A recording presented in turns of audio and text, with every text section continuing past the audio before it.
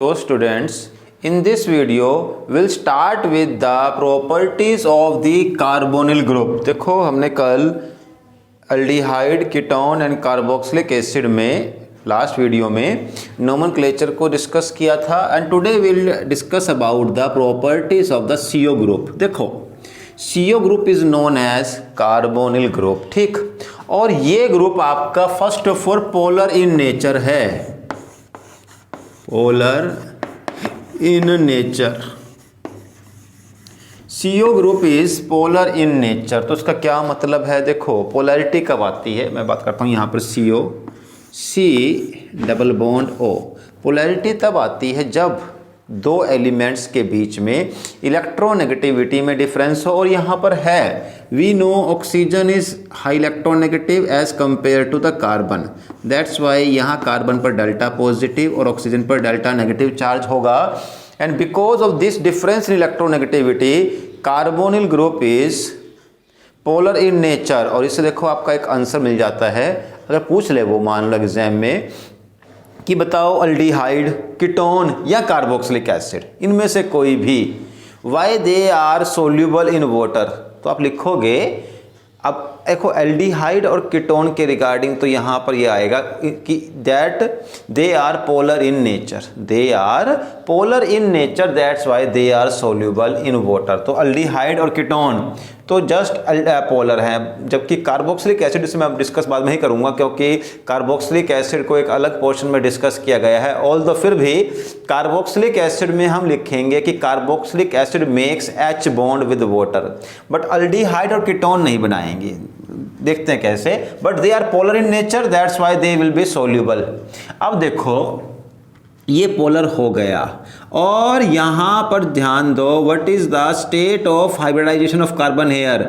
It will be sp2 hybridise, क्योंकि देखो carbon के पास डबल बॉन्ड है, अगर कार्बन के पास सिंगल बॉन्ड हो सारे के सारे sp3 हाइब्रिड, अगर एक ट्रिपल बॉन्ड हो sp हाइब्रिड, अगर एक डबल बॉन्ड हो तो sp2 हाइब्रिड। तो जब कार्बोनिल होगा तो उसमें कार्बन की जो हाइब्रिडाइजेशन होगी वो sp2 होने वाली है। और क्योंकि इसके पास देखो, अब कार्बोनिल के पास क्योंकि मल्टीपल बॉन्ड है, so due to the presence of multiple bond ये एडिशन रिएक्शन शो करेगा, और इसमें न्यूक्लियोफाइल की एडिशन हो जाएगी। कैसे? देखो आपके पास अगर न्यूक्लियोफाइल इसके नज़दीक आया, मान लो कि न्यूक्लियोफाइल CO के नज़दीक आया, तो इस पे चार्ज क्या है? पॉजिटिव, इस पे चार्ज क्या है? नेगेटिव। अब ये न्यूक्लियोफाइल कहाँ अटैक, अब देखो अब अगर आता है mechanism of the nucleophilic addition reaction of the carbonyl, आप ऐसे ही शो करोगे, दिया हुआ नोट्स में भी इस तरीके से ही। ये यहाँ पर देखो इलेक्ट्रॉन कहाँ पर फालतू है? न्यूक्लियोफाइल के पास। देखो न्यूक्लियोफाइल नेगेटिव चार्ज मीन्स इसके पास इलेक्ट्रॉन है, ये इलेक्ट्रॉन कहाँ पर जाएंगे? कार्बन के पास। तो ये स्टेप क्या बन जाएगा? C से देखो यहाँ पर किसका अटैक हो गया? आप C के पास न्यूक्लियोफाइल का अटैक हो गया, डबल बॉन्ड O से सिंगल बॉन्ड बन जाएगा, और यहाँ पर चार्ज क्या रहेगा? नेगेटिव, ठीक है। अब इसके बाद क्या होगा? ये रिएक्शन होती है, देखो न्यूक्लियो आपकी ज़्यादातर जो रिएक्शंस होंगी न्यूक्लियोफाइल वाली वो H पॉजिटिव की प्रेजेंस में होंगी, न्यूक्लियोफिलिक एडिशन वाली। तो इसमें क्या होगा? ये H पॉजिटिव की प्रेजेंस में रिएक्शन होगी, और फिर H पॉजिटिव यहाँ अटैक करेगा, तो ये ऐसे बन जाएगा, C के पास न्यूक्लियोफाइल और इधर OH, ठीक है। ऑल तो देखो मैंने इसको पूरा लिखूंगा तो ऐसे करूंगा, इसका मतलब यहाँ पर R हो सकता है या RCHO हो सकता है, मर्जी रहेगी वो। अगर RCHO हुआ तो अल्डिहाइड होगा, अगर RCOR हुआ तो कीटोन, ठीक है। तो बस इसको आप ऐसे यहाँ पर शो कर दो, खाली ऐसे लिख दो आप अब जर्नल की फॉर्म में, no aldehyde no ketone, just ketonic group की रिएक्शन। 1 2 3 4 बॉन्ड कार्बन के, यहाँ देखो 1 2 3 4, ठीक है, और यहाँ पर भी 1 2 3 4 पूरा हो गया। अब जरा ध्यान दो, ये आपका मैकेनिज्म हो गया nucleophilic addition reaction shown by the carbonyl group. अब इसमें एक बात पर देखो आपने ध्यान दिया होगा कि यहाँ से यहाँ चलते हुए डबल बॉन्ड से सिंगल बॉन्ड कन्वर्ट हुआ है, that's why now the hybridisation of carbon has change from the sp2 to sp3। तो क्वेश्चन आ सकता है what change do you observe in the hybridization of carbon from the carbonyl group to the nucleophilic addition reaction product? तो carbonyl groups का जब nucleophilic addition reaction होगी तो carbon sp2 से sp3 convert हो जाएगा इन द हाइब्रिडाइजेशन। ठीक, तो ये हो गया हमारे पास। अब इसके बाद जरा देखो, ध्यान दो आप, अब हमें डिस्कस करना है सोल्यूबिलिटी के बारे में। ऑल्दो मैं इसका थोड़ा पार्ट ले चुका हूँ, बट फिर भी तो देखो, एल्डिहाइड, कीटोन या कार्बोक्सिलिक एसिड ये सब वाटर में सोल्यूबल हैं। अब देखो, मैं अगर एल्डिहाइड लेता हूँ तो एल्डिहाइड का फॉर्मूला क्या होगा? फॉर एग्जांपल ये एल्डिहाइड है CH3CHO, तो क्या देखो क्या बनेगा, इस तरीके से बनेगा, ये CH3 C double bond O और ये जो H है ये ऐसे लगा दोगे, 1 2 3 4 बॉन्ड आ गए। देखो ये RCHO जनरल फॉर्मूला होता है एल्डिहाइड का, RCHO। कीटोन का क्या होगा? कीटोन का जनरल फॉर्मूला होता है RC double bond OR, RCOR, जैसे CH3 C double bond O and CH3। ठीक है, अब यहां ध्यान दो, देखो इस O के साथ में कोई H नहीं जुड़ा हुआ है, O जुड़ा हुआ है विद कार्बन, O जुड़ा है विद कार्बन। लेकिन कार्बोक्सिलिक एसिड लेते हो मान लो आप, तो कार्बोक्सिलिक एसिड ये होगा RCOOH, फॉर एग्जांपल R की वैल्यू CH3 लेते हैं, CH3 C double bond O and H। अब देखो भाई क्या हुआ, कार्बोक्सिलिक एसिड में O और H का बॉन्ड है, OH का मतलब हाइड्रोजन बॉन्ड बन जाएगा। तो यहां जो सोल्यूबिलिटी आएगी, देखो जरा डिफरेंस है थोड़ा सा, एक टेक्निकल इशू की वजह से, जो एल्डिहाइड और कीटोन की जो सोल्यूबिलिटी आएगी, क्योंकि यहां कोई H बॉन्ड नहीं है तो सोल्यूबल तो है, बट रीजन क्या है, there is a polarity of CO bond, क्योंकि CO पोलर है इसके पास, और and we know polar dissolve in polar, water is polar in nature. Because of the presence of this CO polar group, these are soluble in water. But carboxylic acid की जो solubility है उसका reason होगा H bond that it will make with water. ये जो carboxylic acid है ना, ये वाटर के साथ में H बॉन्ड बनाएगा। So these are soluble in water because they make H bond with water. ठीक है, ऑल्दो आप चाहो तो लिख देना कि aldehyde, ketone and carboxylic acid both make H bond with water, that's why they are soluble in water. But यहां पर एक स्ट्रॉन्ग H बॉन्ड बनेगा, इसका विफ कंप्लीट है यहां पर। ठीक है, तो aldehyde, ketone and carboxylic acid, you can say all of these are soluble in water because they make H bond with water. ठीक हो गई बात। अब नेक्स्ट आपका पॉइंट होगा वो है बॉइलिंग पॉइंट। बॉइलिंग पॉइंट, अब देखो ये बार बार हम हर बार ही कर रहे हैं इन चीज़ों को।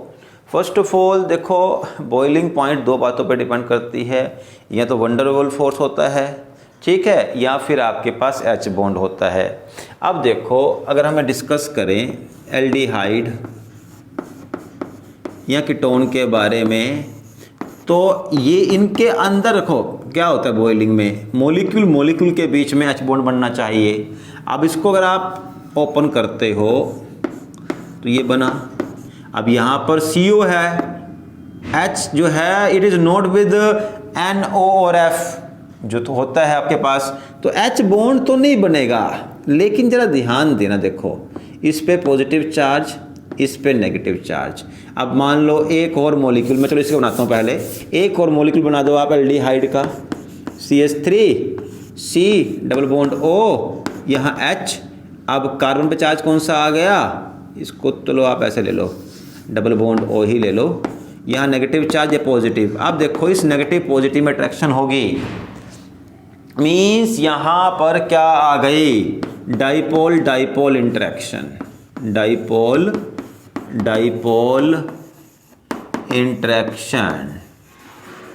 तो एल्डिहाइड और कीटोन का जो बॉइलिंग पॉइंट है, ऑल्दो देखो डाइपोल डाइपोल इंटरेक्शन वंडरवॉल का ही पार्ट है, रखना याद, आपने +1 में किया होगा London force, dipole dipole interaction, dipole induced dipole, all these 3 are included as a van der Waals force, ठीक है। बट डाइपोल डाइपोल इंटरेक्शन एक प्योर वंडरवॉल जो है उससे थोड़ा सा स्ट्रॉन्ग होती है। वंडरवॉल का मतलब ऐसे मान लेते हैं लंदन फोर्स, बिल्कुल नॉन पोलर वाले में, बट यहाँ कुछ पोलैरिटी है, इस वजह से डाइपोल डाइपोल इंटरेक्शन होती है आपकी अल्डिहाइड में। एंड कीटोन में देखो यही रहेगा, कीटोन ये है CH3 C double bond O CH3, यहाँ पर भी CH3 C double bond O CH3, negative charge negative positive, इस नेगेटिव पॉजिटिव में आपकी अट्रैक्शन होगी तो डाइपोल डाइपोल इंटरेक्शन हो जाएगी, ठीक है।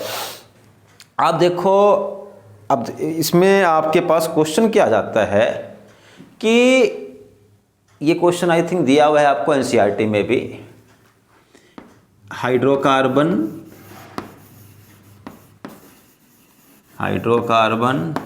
ईथर एंड अल्डिहाइड और कीटोन, अल्डिहाइड या फिर कीटोन में से कोई भी आ जाएगा, वो एक ही देगा, या तो अल्डिहाइड या फिर कीटोन। इनके बॉइलिंग पॉइंट का बताओ ऑर्डर क्या है। अब देखो हाइड्रोकार्बन तो क्या हो गया, जस्ट एक चेन हो गई, for example CH3 CH2 CH3, pure van der Waals force of attraction, यहाँ कोई भी इंट्रैक्शन नहीं है क्योंकि कोई जस्ट कार्बन हाइड्रोजन का बॉन्ड है, तो only pure and pure van der Waals force. Ether देखो CH3 CH2 OCH3, ठीक है। यहाँ पर देखो आपके पास जो ईथर है इसके पास भी यहाँ पर कोई H बॉन्ड तो नहीं बनने वाला, ठीक है। तो जो आपका ईथर होगा देखो उसमें भी एक वंडरवॉल ही जाएगी। अब एल्डिहाइड या कीटोन में से कुछ एक ले लो, तो मैं एल्डिहाइड ले लेता हूँ CH3 CH2 CHO, and we know aldehyde में कौन सी होती है, डाइपोल डाइपोल इंटरेक्शन। अब देखो इनका अगर हमें ऑर्डर बनाना है, इवन इसके साथ एक चीज और जोड़ लो आप, अल्कोहल, जो नोट्स में दिया हुआ है या एनसीईआरटी क्वेश्चन है अल्कोहल। अब ये रहा अल्कोहल ROH, ठीक है, एंड वी नो अल्कोहल में क्या होता है H बॉन्डिंग। अब देखो जो आपका हाइड्रोकार्बन है इसमें तो प्योर कार्बन हाइड्रोजन का बॉन्ड है, इसमें किसी भी तरीके की पोलैरिटी, बिल्कुल भी कोई पोलैरिटी नहीं है, तो इसका बॉइलिंग पॉइंट सबसे कम होगा। यहाँ पर देखो इसको ऐसे लिखेंगे हम, CH3 CH2 को ऐसे लिख दो, फिर O, फिर यहाँ CH3S, इस तरीके से, तो CO बॉन्ड हो गया यहाँ पर। ये ऑल्दो डाइपोल तो क्रिएट नहीं कर रहा है, इसमें डाइपोल क्रिएट नहीं होगा क्योंकि देखो O बीच में आ गया है, दोनों तरफ से कार्बन से घिरा हुआ है, बट स्टिल थोड़ा बहुत इसमें फिर भी अलग हो गया, यहाँ मतलब इलेक्ट्रोनेगेटिविटी में डिफरेंस आ जाएगा, थोड़ी बहुत पोलैरिटी, हल्की सी पोलैरिटी आएगी। तो हाइड्रोकार्बन से ज़्यादा बॉइलिंग पॉइंट ईथर का होगा, ईथर से ज़्यादा बॉइलिंग पॉइंट अल्डिहाइड या कीटोन का होगा, क्योंकि अल्डिहाइड और जो कीटोन हैं ये क्या होते हैं, पोलर इन नेचर, तो डाइपोल डाइपोल इंटरेक्शन आ जाएगी। और जो आपका अल्कोहल होगा उसका बॉइलिंग पॉइंट सबसे ज़्यादा होगा इन सब में, क्योंकि H के पास क्या, जो अल्कोहल है उसके पास क्या होगी, H बॉन्डिंग, ठीक है। और अब मैं इस पॉइंट को पूरा ही डिस्कस कर लेता हूँ यहाँ पर आकर के, कि अगर आपके पास कुछ भी दिया हो इनमें मिला करके कैसे आप बॉइलिंग पॉइंट को ऑर्डर बताओगे। देखो सबसे पहले हाइड्रोकार्बन में केवल कार्बन और हाइड्रोजन होंगे, इनका बॉइलिंग पॉइंट सबसे कम होगा। उससे ज़्यादा बॉइलिंग पॉइंट आपको मिलेगा ईथर का, क्योंकि उसमें CO बॉन्ड हो गया। ईथर से ज़्यादा बॉइलिंग पॉइंट आपको एल्डिहाइड या फिर कीटोन में से किसी एक को मिलेगा। उससे ज़्यादा बॉइलिंग पॉइंट आपके पास अल्कोहल का होगा जिसके पास H बॉन्ड होगा, लेकिन उससे भी ज़्यादा बॉइलिंग पॉइंट आपका कार्बोक्सिलिक एसिड में होगा। उसका रीज़न होगा कि कार्बोक्सिलिक एसिड का H बॉन्ड मोर स्ट्रॉन्ग होता है। एक चीज़ और होती है, कार्बोक्सिलिक एसिड डाइमर बनाता है। डाइमर का मतलब दो मॉलिक्यूल आपस में जुड़ जाते हैं। कैसे, देखो जैसे मान लो ये है CH3 COH, यहाँ डबल बॉन्ड आ जाएगा। ऐसे ही ये CH3 C double bond OH, ये CH3COH CH3COH, इसका इससे बॉन्ड H बॉन्ड ये, तो ये एक स्ट्रॉन्ग H बॉन्ड बन गया डाइमर की वजह से। तो कार्बोक्सिलिक एसिड का बॉइलिंग पॉइंट तो अल्कोहल से भी हायर चला जाएगा। ठीक है, तो चलो यहाँ हमारे पास ये बॉइलिंग पॉइंट वाला कंसेप्ट भी पूरा हो जाता है। अब इसके बाद हम आज अपना लास्ट टॉपिक स्टार्ट करेंगे कि जो ये न्यूक्लियोफिलिक एडिशन रिएक्शन हैं इनका क्या सीक्वेंस रहेगा एल्डिहाइड कीटोन में। मीन्स देखो, अभी हमने डिस्कस किया था कि आपके पास जो ये कार्बोनिल ग्रुप है इसके ऊपर क्या होता है, न्यूक्लियोफाइल का अटैक वो कहाँ करेगा। देखो, इस पर पॉजिटिव चार्ज, इस पर नेगेटिव, तो न्यूक्लियोफाइल इस पर अटैक करेगा। ठीक है, तो ये न्यूक्लियोफिलिक एडिशन रिएक्शन शो होगी by the aldehyde and ketone. अब हमें यहाँ डिस्कस ये करना है कि इन दोनों में से एक तो न्यूक्लियोफिलिक एडिशन रिएक्शन कहाँ फास्ट होगी, क्या एल्डिहाइड में होगी या कीटोन में, और बाकी हम बहुत सारे क्वेश्चंस लेंगे और भी एनसीईआरटी के इस टॉपिक को समझने के लिए। तो देखो, सबसे पहले मैं एक सबसे simple aldehyde CH3C double bond OH, इसको ऐसे लिखूंगा मैं समझाने के लिए, CH3CHO इथेनॉल, और ये CH3C double bond O CH3 propanone. तो हमने यहाँ एल्डिहाइड एंड प्रोपेनॉन दोनों ले लिए। अब देखो, आप अगर यहाँ पर न्यूक्लियोफाइल लेते हो NU नेगेटिव NU न्यूक्लियोफाइल, ये पॉजिटिव चार्ज, ये नेगेटिव, ये पॉजिटिव, ये नेगेटिव। अब देखो, न्यूक्लियोफाइल ने अटैक कहाँ करना है, कार्बन के पास। अटैक कहाँ करना है, कार्बन के पास। बहुत ही सिंपल चीज़ अगर देखूँ मैं, तो यहाँ पर जो ये कीटोन है, देखो कीटोन का ये रहेगा CO, इधर भी R ग्रुप, R का मतलब बल्की ग्रुप, इधर भी R ग्रुप बल्की ग्रुप।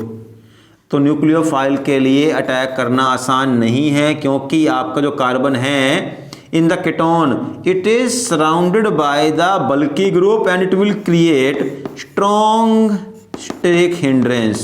तो कीटोन में स्ट्रॉन्ग स्टेरिक हिंड्रेंस होगी, इस वजह से इसकी रिएक्टिविटी न्यूक्लियोफिलिक एडिशन रिएक्शन के लिए कम होगी। और जो एल्डिहाइड है, ये रहा एल्डिहाइड ऊपर, अब देखो एक तरफ तो H लगा हुआ है इसके, एक तरफ आपका बल्की ग्रुप है। अब इस वजह से यहाँ पर स्मॉल ग्रुप है, कम स्टेरिक हिंड्रेंस होगी। Due to this less steric hindrance nucleophile will easily attack on the carbon. ठीक है, तो जरा ध्यान रखना, out of aldehyde and ketone nucleophilic addition reaction fast होती है एल्डिहाइड में, क्योंकि वहां पर स्टेरिक हिंड्रेंस कम होती है। पहला पॉइंट था। दूसरा पॉइंट एक और भी है, देखो न्यूक्लियोफाइल ने अटैक कहाँ करना है, पॉजिटिव चार्ज पर।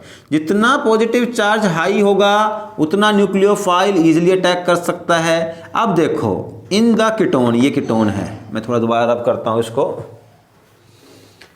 फिर बनाते हैं कि कैसे चार्ज भी यहां पर फर्क डालेगा। मीन्स दो पॉइंट हैं जो फेवर में है एल्डिहाइड के और दोनों ही अगेंस्ट है कीटोन के। जैसे ये है आपके पास CH3C डबल बॉन्ड O, ये एल्डिहाइड हो गया, और CH3C double bond O CH3 ये कीटोन हो गया। अब देखो, इस पे चार्ज पॉजिटिव है, इस पे नेगेटिव है, ये पॉजिटिव है, ये नेगेटिव है, और न्यूक्लियोफाइल ने अटैक करना है। जितना इस पर पॉजिटिव चार्ज हाई होगा उतना इजीली न्यूक्लियोफाइल अटैक करेगा। अब देखो, ये जो ग्रुप है R ग्रुप, इसे बोलते हैं क्या है, इलेक्ट्रॉन डोनेटिंग ग्रुप। ये भी इलेक्ट्रॉन डोनेटिंग ग्रुप, ये भी इलेक्ट्रॉन डोनेटिंग ग्रुप। और इलेक्ट्रॉन डोनेटिंग ग्रुप क्या है, इलेक्ट्रॉन देकर पॉजिटिव चार्ज कम कर देगा। तो एल्डिहाइड में तो एक ही लगा हुआ है, इसीलिए यहाँ पॉजिटिव चार्ज उतना कम नहीं होगा, तो न्यूक्लियोफाइल इजीली अटैक कर सकता है as compare to the ketone. Ketone में क्या हो रहा है, दोनों तरफ आपके इलेक्ट्रॉन डोनेटिंग ग्रुप लगे हुए हैं, इलेक्ट्रॉन देंगे, पॉजिटिव चार्ज कम हो जाएगा। तो न्यूक्लियोफाइल के लिए अटैक करना उतना आसान नहीं है जितना कि एल्डिहाइड में कर सकता है। और जैसे जैसे ये R चेन बढ़ेगी, मतलब कि देखो एल्डिहाइड में भी अलग अलग सीक्वेंस रहेगा। जैसे मान लो मैं देखो अभी लेता हूं यहाँ पर कि ये क्वेश्चन दिया हुआ है आपके पास कि प्रोपेनॉन COCH3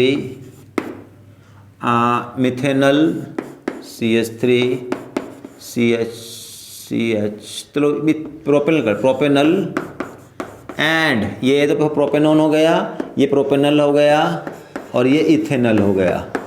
आपको बताओ कि इनका क्या ऑर्डर रहेगा न्यूक्लियोफिलिक रिएक्शन के लिए। अब देखो, ये कीटोन है, ये सबसे लास्ट में जाएगा क्योंकि दोनों तरफ ही बल्कि ग्रुप है। आप कहोगे यहाँ पे दो ही हैं, बट ये एक तरफ ही है, एक साइड में ही है, एटलीस्ट वन साइड तो रेडी है अटैक के लिए। अब ये भी एल्डिहाइड, ये भी एल्डिहाइड, तो क्या होगा, सी हेयर इसके पास मोलर ग्रुप है तो इसकी रिएक्टिविटी सबसे हाई होगी। तो सबसे ज़्यादा रिएक्टिव कौन सा होगा, CH3CHO। फिर है तो ये भी एल्डिहाइड बट इसके पास बड़ा ग्रुप है तो इसकी स्टेरिक हिंड्रेंस इसके मुकाबले ज़्यादा होगी, ये उससे कम एक्टिव होगा और सबसे कम रिएक्टिव होगा कीटोन। ये हमेशा कीटोन तो सबसे कम रिएक्टिव रहेगा न्यूक्लियोफिलिक एडिशन रिएक्शन के लिए। ठीक है, तो चलो भाई हमने यहाँ पर आज इसको ख़त्म कर दिया है। फिजिकल प्रॉपर्टीज हमारी इसी वीडियो के साथ में फिनिश होती हैं। After this video, in the next video will start with the preparation of aldehyde ketone. ठीक है, एंड देन लास्ट पोर्शन हमारा कार्बोक्सिलिक एसिड होगा। So okay, thank you.